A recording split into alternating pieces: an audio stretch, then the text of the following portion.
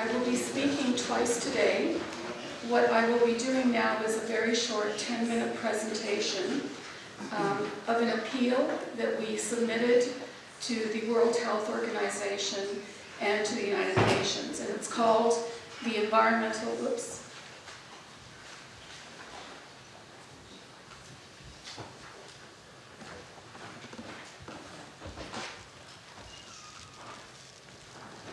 It's called the International Electromagnetic Field Scientists Appeal.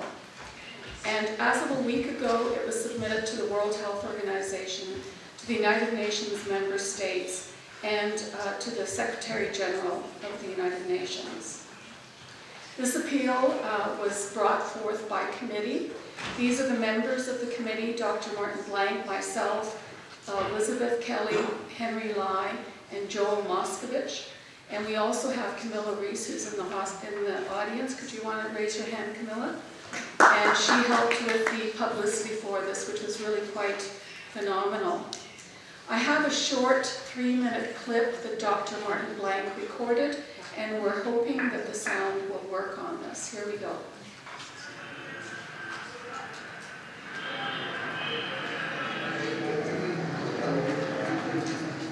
I'm here with disturbing news about our favorite gadgets: cell phones, tablets, Wi-Fi, etc.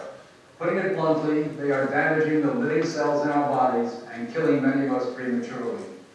I'm Dr. Martin Blank from the Department of Physiology and Cellular Biophysics at Columbia University. It is distressing for me and more than 160 colleagues who today are petitioning the United Nations requesting that they address this problem. We are scientists and engineers, and I'm here to tell you we have created something that is harming us, and it is getting out of control. Before Edison's light bulb, there was very little electromagnetic radiation in our environment. The levels today are very many times higher than natural background levels, and are growing rapidly because of all the new devices that emit this radiation. An example that a lot of us have in our pockets right now is the cell phone. One study shows that as cell phone usage has spread widely, the incidence of fatal brain cancer in younger people has more than tripled. We are putting cellular antennas on residential buildings and on top of hospitals where people are trying to get well. Wireless utility meters and cell towers are blanketing our neighborhoods with radiation. It's particularly frightening that radiation from our telecommunication and power line technology is damaging the DNA in our cells. It is clear to many biologists that this can account for the rising cancer rates. Future generations, our children, are at risk. These biologists and scientists are not being heard on the committees that set safety standards. The biological facts are being ignored, and as a result, the safety limits are much too high. They are not protected. More protection will probably result from full disclosure of possible conflicts of interest between regulators and industry. Rising exposure to electromagnetic radiation is a global problem.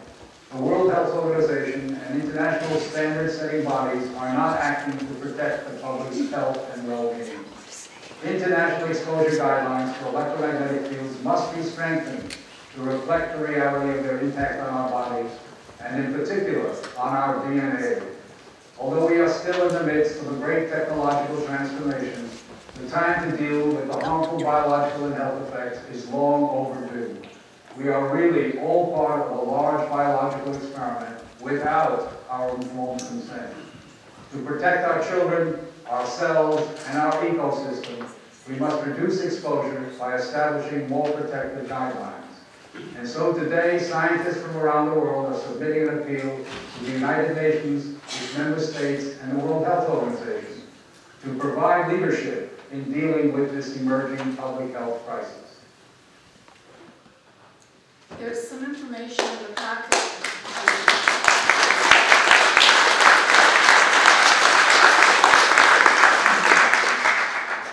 There's some information in the package that you received that has the petition or the appeal in there.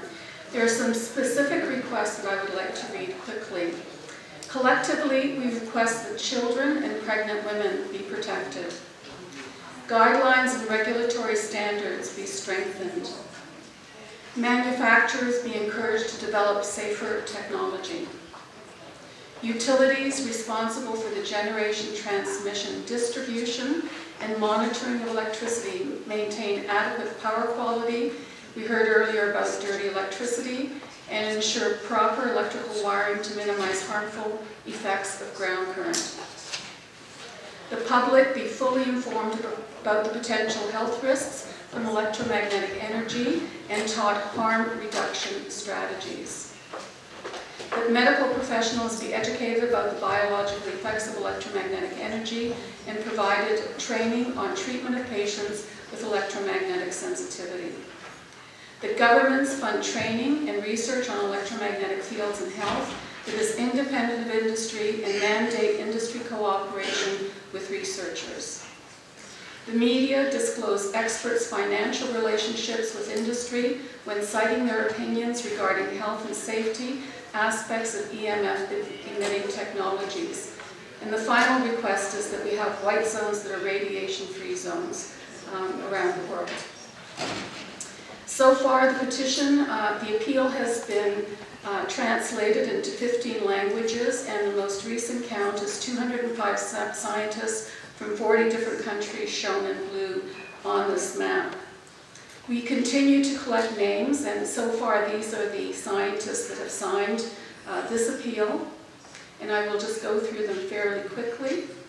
Brazil, Canada, China, Croatia, Egypt, Estonia, Finland, France, Georgia, Germany,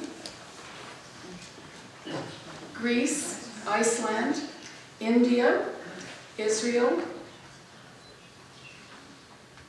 Iran, Italy,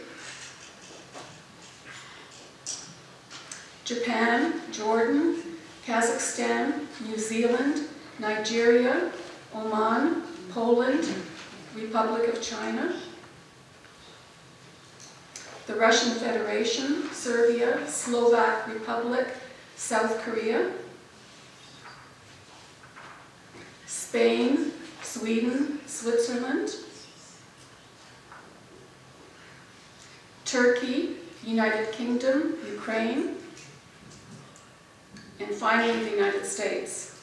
So these are the scientists and medical doctors who have signed so far. The day after the appeal was submitted, we received this email, and I will read part of it to you.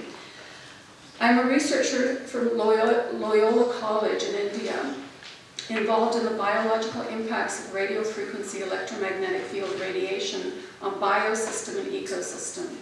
I am very grateful to all the scientists for their appeal to the United Nations to highlight and take action on this alarmingly increasing global phenomenon. Our studies on animals have shown impacts.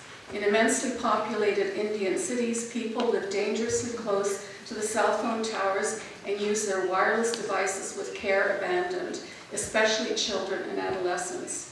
The Radio Frequency Electromagnetic Field Research Team from the Department of Advanced Zoology expresses their sincere, heartfelt gratitude towards your contribution to creating this much-needed awareness. She has since signed the appeal, as have her colleagues. And what we are inviting you to do is to go to the website that we have a look at the appeal, and if you feel compelled, we ask you to sign it as well. The only stipulation is that those who sign it have to have peer-reviewed research. So we're asking those who have published in the area to contribute to the appeal.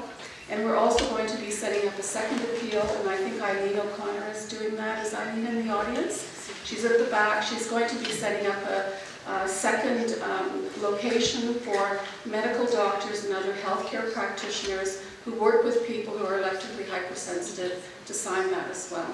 Thank you very much.